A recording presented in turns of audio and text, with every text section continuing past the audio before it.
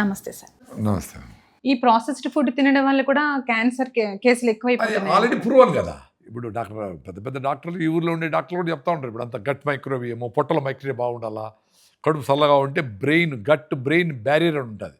అంటే గట్లో ఉండే బ్యాక్టీరియా బుర్రలేకి పోకుండా ఒక మధ్యలో గోడ ఉంటుంది. వాటిని గట్ నుంచి బ్రెయిన్కి కనెక్షన్ కట్ చేస్తా ఒక బ్యారియర్ ఉంటుంది. దాన్ని కూడా కంట్రోల్ చేసి దాటుకొని పోతుంది పొట్టలో ఉండే మంచి బ్యాక్టీరియా. పోయి లోపల బ్రెయిన్లో ఉండే బ్యాక్టీరియాతో కలిసి పనిచేస్తుంది. అందుకని గట్టు బాగుంటే నువ్వు యాక్టివ్గా ఉంటావు, ఆనందంగా ఉంటావు, హ్యాపీగా ఉంటావు. గట్టు బాగాలేకుండా నువ్వు కూల్ డ్రింకులు తాగి యాంటీబయాటిక్లు వేసి అరక్క నువ్వు తినే ఫుడ్ రిచ్ ఫుడ్ తింటావు, బాడీకి పట్టక బాగా తింటానండి అని నాకు డల్లుగా ఉంది అంటే నీ పొట్టలు బాగా ప్రాబ్లం పొట్ట దగ్గరే ఉందండి. పొట్టే ఇప్పుడు గట్ మైక్రోబియము, గట్ హెల్త్ అనేది ప్రపంచమంతా మాట్లాడుతా ఉంది. చూడండి యూట్యూబ్లో తీసి. జపనీస్ వాకింగ్ అని మాట్లాడుతూ ఉంది. అంటే 3 minutes పరిగెత్తాలి, హార్ట్ రేట్ కొట్టుకోవాలా అని ప్రపంచమంతా మాట్లాడుతూ ఉంది. ఇదే చెప్పుకుంటా ఉన్నాం మనం 10 ఏళ్ళ నుంచి. పరిగెత్తండ్రా కొంచెంపన్నా పరిగెత్తండ్రా అని చెప్తానే ఉన్నాం. జనం ఎంత సండే మార్నింగ్ అయితే 5కే లేచి ఎక్కడ మాంసం దొరుకుతుందా అని పోయి గంటల సేపు వాడు వెయిట్ చేసి చూస్తూ ఉంటారు. వాడు కోస్తూ ఉంటే చూసి ఇప్పుడు ఏ జంతువైనా మాంసం సంపాదించుకోవాలంటే పరిగెత్తాలా.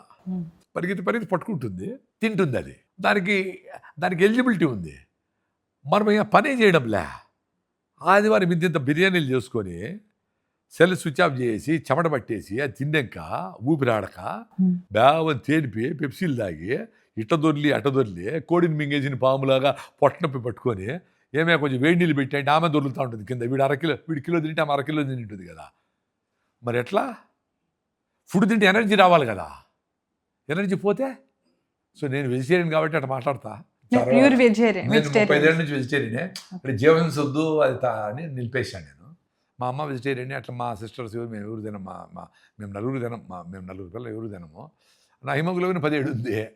నేను గట్ మైక్రోవేవ్ బీటోల్ లేదు అంటారు. అరే నువ్వు మిగిలిపోయిన అన్నంలో నీళ్లు పోసి పొద్దున్న పిసుకొని తింటా ఉండు, నువ్వులను పూసుకొని ఎండలో ఉండు, విటమిన్ D3 వస్తుంది, బీటోల్ వస్తుంది. నువ్వుల లడ్డు తిను, పల్లీలు తిను, కొబ్బరి తిను, అభిషేక్ తిను, మునగాకు తిను, ఇన్ని రకాలు తింటా ఉండవు. ఆవు గడ్డే తింటుంది, 10 లీటర్ల పాలు ఇచ్చి 10 మంది బిడ్డలు కంటుంది. నువ్వు అన్నీ తిని నీకు శక్తి లేదు ఏంటి మరి? ఇన్ని రకాలు తింటా ఉండవు. ప్రోటీన్, అది విటమిన్స్, సెలీనియం, ఏందిరా నేచర్ అవన్నీ తెలుసుకొని తల్లిలాగా నీకు ఈ సీజన్లో సీతాఫలంకాయలు, ఈ సీజన్లో అల్లనేడికాయలు, ఈ సీజన్లో మామిడి పండు, ఈ సీజన్లో జామకాయలు ఇన్ని ఇస్తూ ఉంది. ఏ జంతువుకు దొరకవు. ఇవి తింటే చాలు. మీరు బుర్రలేం పెట్టి గూగుల్ చేయనక్కర్లే.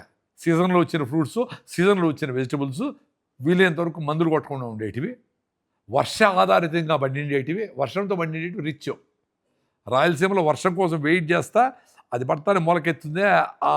ఆ పల్లీలకు ఉండే స్ట్రెంగ్త్ నీళ్లు కట్టేసి పల్లీలకు ఉండదు. ఆ కందులకి, ఆ కొర్రలకి, ఆ సామలకి ఉండే న్యూట్రిషన్ వాల్యూ వీటికి ఉండదు. ఎక్కువ నీళ్ళు కట్టిన మామిడి పళ్ళు టేస్ట్ ఉండవు. వర్షానికి పండుతాయే చెట్లు, అవి సూపర్ ఉంటాయి టేస్ట్. Very simple. కష్టపడి సంపాదించుకునే డబ్బులు వాల్యూ. 100 కోట్లు వచ్చి పడేవానికి ఏం చేయాలో తెలియదు, హ్యాపీనెస్ ఎక్కడో తెలియదు. అందుకే మందు, డ్రగ్స్, స్విట్జర్లాండ్ ఆడికి ఈడికి పోతూ ఉంటాడు. ఇప్పుడు నేను మీతో మాట్లాడుతూ ఉంటే హ్యాపీగానే ఉండా.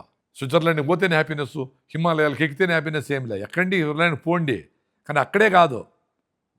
హ్యాపీనెస్ మీ మనసులోనే ఉంది. కాన్ఫ్లిక్ట్ లేకుండా టెన్షన్లు పెట్టుకొని మా వాడు 8 అయిపోయావా, కోడలు కొడుకు బాగుండాలా, ఇది ఉండాలా, వాళ్ళు మంచి కోడలు, వాళ్ళు మంచి కొడుకు, నీకే భార్యాభర్తలు కరెక్ట్గా ఉండలేదు డౌటు. మీ పిల్లలకి కరెక్ట్ అయిన భార్యలు వస్తారని నీకెందుకు?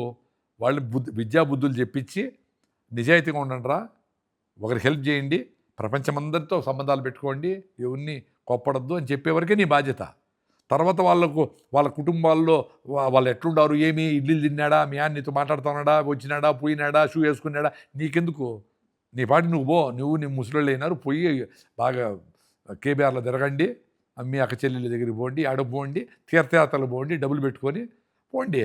అన్నీ వదిలేయాల, వాళ్ళ బాధలు వాళ్ళు పడతారు. అన్నీ బుర్రలో పెట్టుకొని నాకు నిద్ర పట్టలేదు, నాకు టెన్షన్ వస్తూ ఉంది అని అంటే ఎట్లా?